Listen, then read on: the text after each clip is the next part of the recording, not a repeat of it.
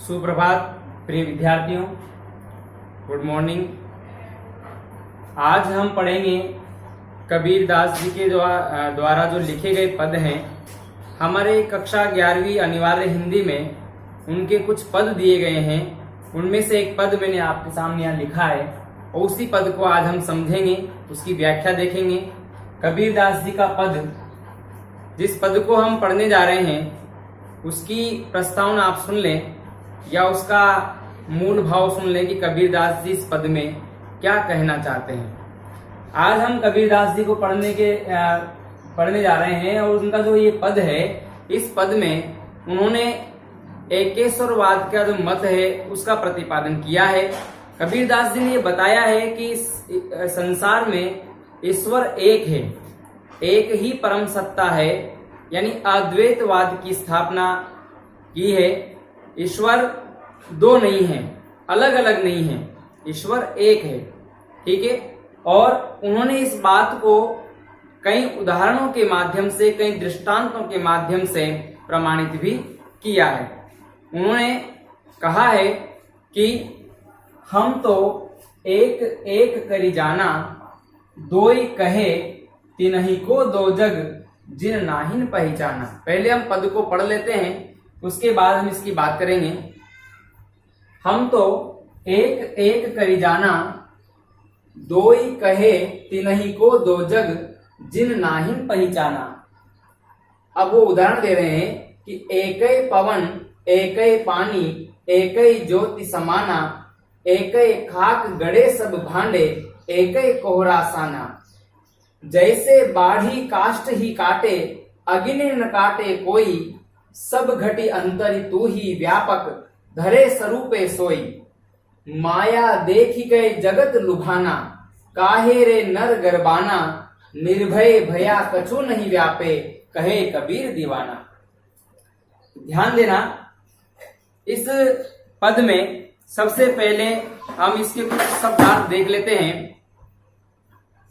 कुछ शब्दार्थ देख लेते हैं। हम तो एक एक कर जाना मतलब हमारी समझ में, हमारे ज्ञान के अनुसार, दोई कहे तिन्हि को दो जग। ये जो दो जग शब्द आया है, इस दो जग का अर्थ है, दो जग शब्द होता है, दो जग, जिसका शाब्दिक अर्थ होता है नरक। जो हमने स्वर्ग और नरक का जो भेद कर रखा है, तो जो दो जग को दो जग कहा जाता है, इसका अर्थ होता है नरक। जिन नाहिन पहचाना, उन्होंने नहीं पहचाना। एक ही पवन यानी हवा एक है, पानी एक है, एक ही ज्योति, इस ज्योति का अर्थ है ज्योति, समाना मतलब सभी में समाई हुई है।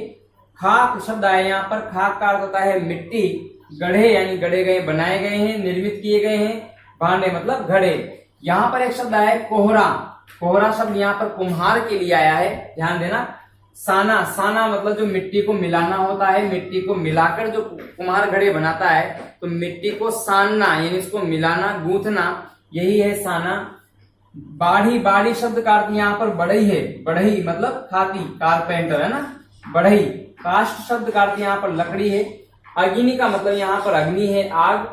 और घटी, घट हर घट में यानी हर देह में, यहाँ घटी जो शब्द आया है, इसका अर्थ हर शरीर में, हर घट घट में, कण कण में, हर देह में। अंतर यानी भीतर, उनके हृदय में। तू ही यानी ईश्वर के लिए आया है। व्यापक मतलब व्याप्त है। धरे स्वरूपे सोई, स्वरूपे मतलब यहाँ स्वरूप, विभिन्न प्रकार के स्वरूप धारण करके तुम ही उनके अंदर विराजमान हो। माया, ये जो सांसारिक माया है, जो धन दौलत है, ऐश्वर्य है, यहाँ का समस्त आकर्षण है, उसके लिए माया शब्द आया है। जगत यानी संसार। लुभाना मतलब लोभी है। काहे रे नर है, नर है मनुष्य।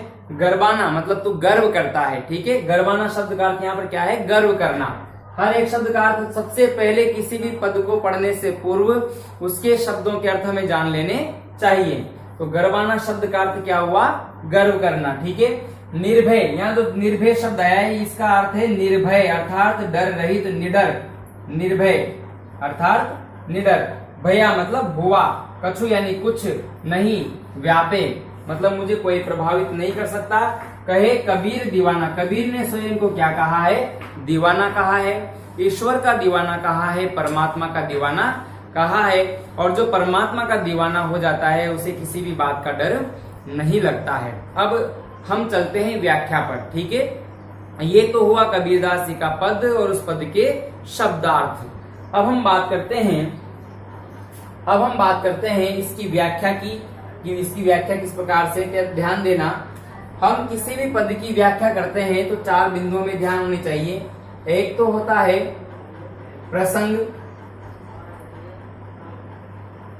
पहला तो होता है संदर्भ, दूसरा होता है प्रसंग, और तीसरा होती है उसकी व्याख्या, और चौथा होता है उसका विशेष।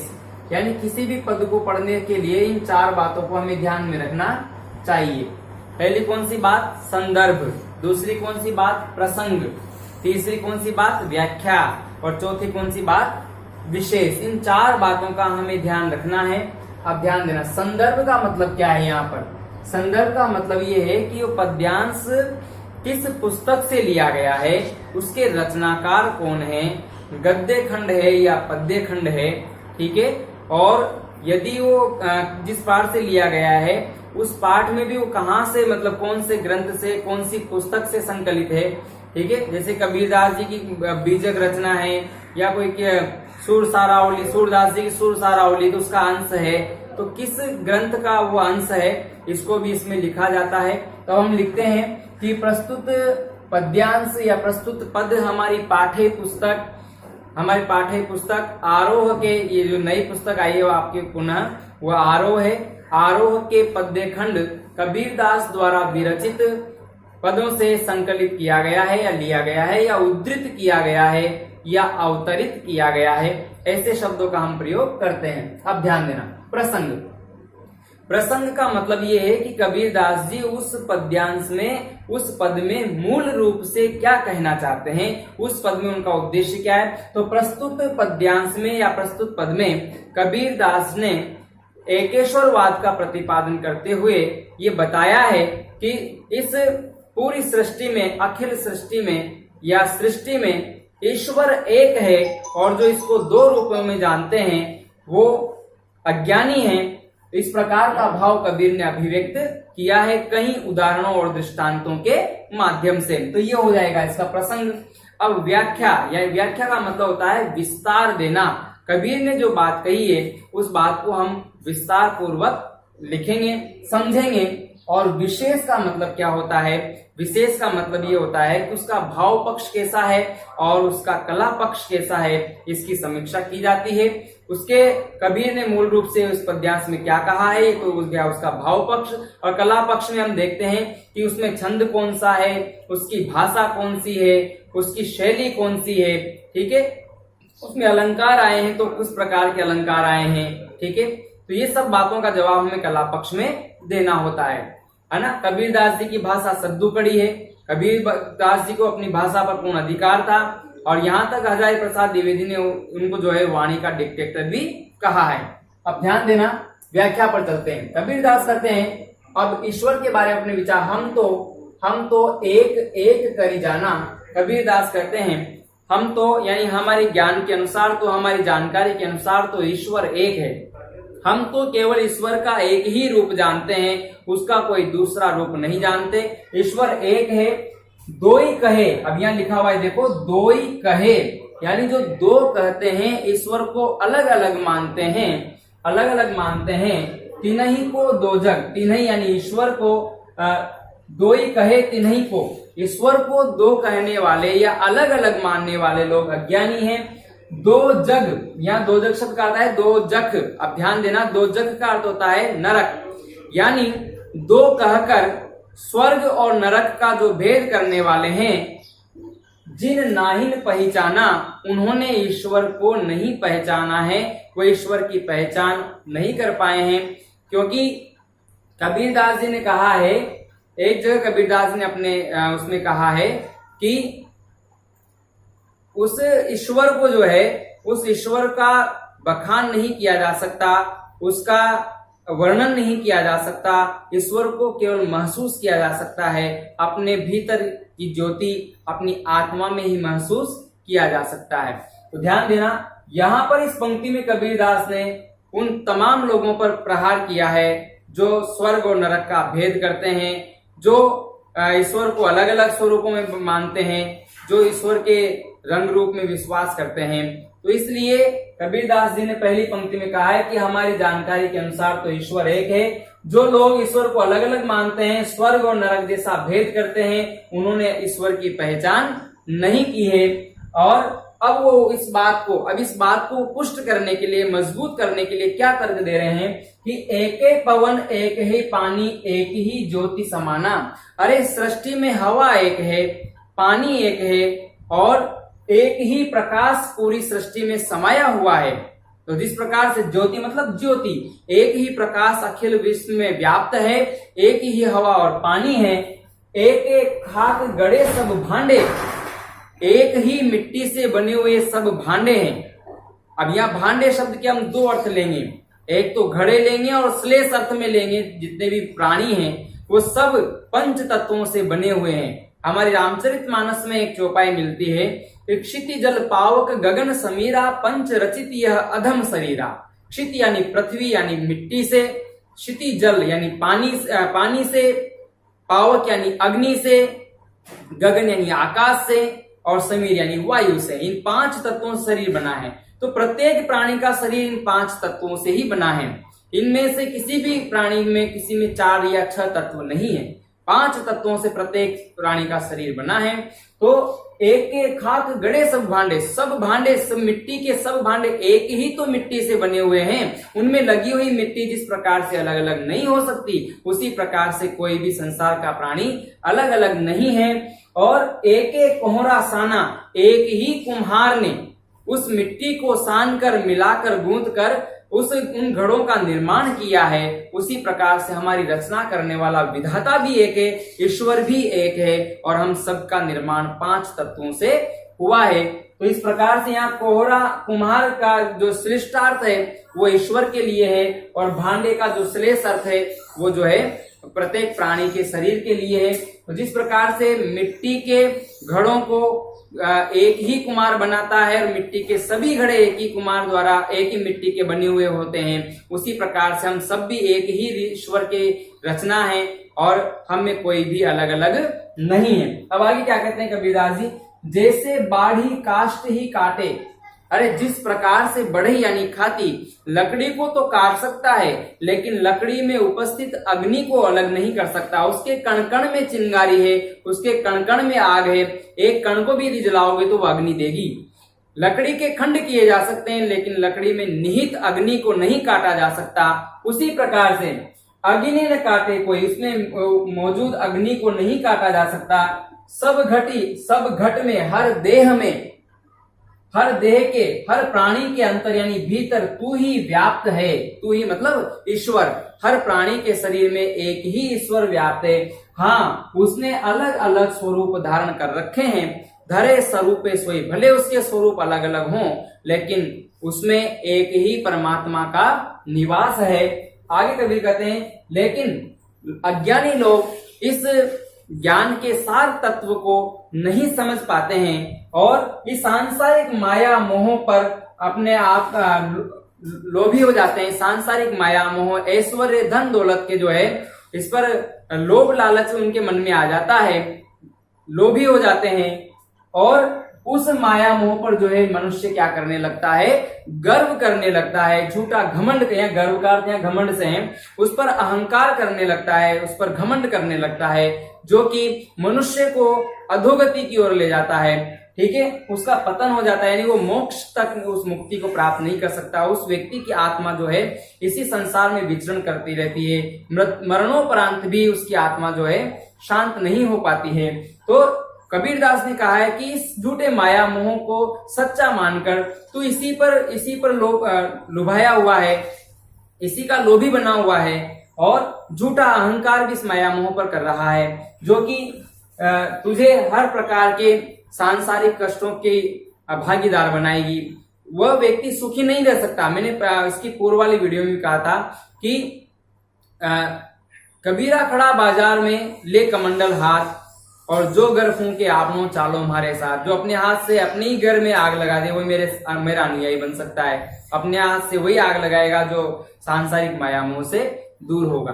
तो कबीर जो है कहते हैं कि जाको कछु नहीं चाहिए सोई शहंशाह। कबीरदास जी की नजरों में वही शहंशाह है, वही बादशाह है जिसको कुछ भी नहीं चाहिए। जिसको कुछ चाहिए वो, जिसको चाहिए वो तो गरीब हुआ, और जिसको कुछ भी नहीं चाहिए वो शहंशाह हुआ। तो आप देखिए किस प्रकार से विचारों से हमारी मानसिकता बदलती है। तो कबीरदास ने कहा कि सांसारिक माया मोह तो तमाम कष्टों के कारण है, इसलिए झूठा घमंड इस माया मोह पर मत कर। अपनी आत्मशक्ति को पहचान, उस ईश्वर को जानने का प्रयास कर जो तेरे ही अंदर उपस्थित है, उसे जानने का प्रयास कर। कबीरदास ने कहा निर्भय भया, मैं तो निर्भय हो गया, मुझे तो किसी भी सांसारिक कष्टों का मुझे कोई डर नहीं है। मैं तो निर्भय हो गया, कछु नहीं व्यापे, मुझे तो कुछ भी नहीं व्यापता, यानी कोई सांसारिक कोई भी तत्व मुझे प्रभावित नहीं कर सकता। सांसारिक कारणों से मैं अप्रभावित रहता हूं, सांसारिक दुख क्लेश चिंताओं आदि बातों से मैं अप्रभावित रहता हूं, मुझे इस बात की कोई चिंता नहीं है। क्यों नहीं है? क्योंकि कहे कबीर दीवाना, कबीरदास जी कहते हैं कि मैं तो ईश्वर का दीवाना हो गया हूं, और जो ईश्वर का दीवाना हो जाए उसे भला सांसारिक बातों का कष्ट कैसे हो सकता है। तो ध्यान देना मित्रों, पूरे पद में कुल मिलाकर के ये कहा गया है कि जिसको कुछ नहीं चाहिए, जिसको संसार से कोई लेना देना नहीं है, कोई वास्ता नहीं है, वही संसार में सुखी रह सकता है। उसे सांसारिक चिंता क्लेश और जो है आदि नहीं सता सकते, सांसारिक चिंता क्लेश कष्ट आदि नहीं सता सकते, क्योंकि जब वो किसी से अपेक्षा नहीं रखेगा तो वो भला कैसे दुखी हो सकता है। तो मैंने जो दो पंक्तियां मेरे जीवन में पढ़ी है वो कहीं ना कहीं इस पद में जो है देखने को मिलती है कि न किसी के अभाव में जियो, न किसी के प्रभाव में जियो, जिंदगी है अपनी से अपने स्वभाव में जियो। यदि हम इस माया मोह के प्रभाव में रहे या किसी के अभाव में रहे तो हम जो है सुखी और शांतिमय जीवन नहीं जी सकते, सुकून का जीवन नहीं जी सकते। एक दोहा मिलता है कि गोधन गजधन वाजधन और रतन धन खान, जब आवे संतोष धन सब धन धूल समान। अब देखिए, गौधन यानी गायों का धन हो, गजधन हाथियों का धन हो, वाजी धन मतलब घोड़ों का धन हो, ये तमाम प्रकार के धन हो, ये इतने सारे धन जो है सुख नहीं दे सकते। जब आवे संतोष धन, जब संतोष रूपी धन हमारे मन में प्रवेश करता है तब ये मान लो ये सब धन धूल के समान तुच्छ हो जाते हैं। इसलिए कबीरदास जी ने भी यही कहा है कि संतुष्टि जो है, संतोष रखना चाहिए और ज्यादा लोभ लालच नहीं करना चाहिए। ये सब कष्ट के कारक हैं, ये सब व्यक्ति को दुख देने वाले हैं, और कबीरदास जी के मन में ये सब मृग तृष्णा नहीं है, ये लोभ लालच नहीं है। इसलिए कबीरदास जी अपने आप को निर्भय कहते हैं कि मुझे सांसारिक चिंताएं नहीं है, क्योंकि मैं तो ईश्वर का दीवाना हूं, मुझे तो ईश्वर को प्राप्त करना है, इस संसार की माया मोह से मेरा कोई वास्ता नहीं है। इसलिए कबीरदास जी अपने आप को निर्भय मानते हैं। अब ध्यान देना, ये सब समझने के बाद आपको कुछ प्रश्नों पर विचार करना है। कबीरदास जी ने स्वयं को निर्भय क्यों कहा है? एक प्रश्न ये, जिनको याद नहीं रहे वो साथ के साथ लिख भी लेना कि कबीरदास ने स्वयं को निर्भय क्यों कहा है। कबीरदास जी ने मनुष्य से किस पर गर्व नहीं करने के लिए कहा है, किस पर घमंड नहीं करने के लिए कहा है। कबीरदास ने ईश्वर एक है इस बात की पुष्टि के लिए कौन कौन से तर्क दिए हैं। ठीक है, कबीरदास जी ने किन लोगों को अज्ञानी कहा है। ठीक है, और कबीरदास जी ने इस पद्यांश में मूल रूप से क्या व्यक्त करना चाहा है। अगर आप इन 5-6 प्रश्नों का जवाब दे देते हैं तो ये मान लीजिए कि ये पद्यांश आपको पूरी तरीके से समझ में आ जाएगा। तो आज और इस वीडियो के लिए इतना ही। धन्यवाद। तब तक के लिए हम आपसे विदा लेते हैं।